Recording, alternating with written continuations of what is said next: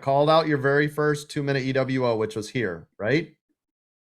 I also said this is breaking below VWAP, which is already another go, go, go. You entered on this one. You didn't have to do anything. You made a ton of money, low risk, high reward, right?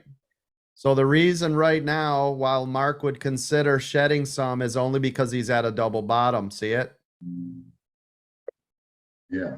So I typically do 50% every time there's a key critical level of support and or resistance, right? Those are levels that I will shed at. So yes. And Coach, a minute ago, I just put that in chat that Amazon's close to bottom. And so that's why, yeah, exactly. Shed some. I already have my stops in.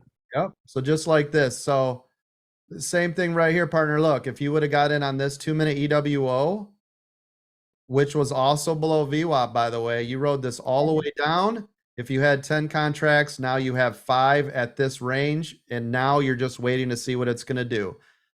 If it, right here's what you're looking for, by the way, the bounce is the 200, right? It's right here. So every time I have a hard area or a pullback, I do 50, which is 50%. Then if it does it again, I do another 20, then another 20, and I leave 10 to see what happens.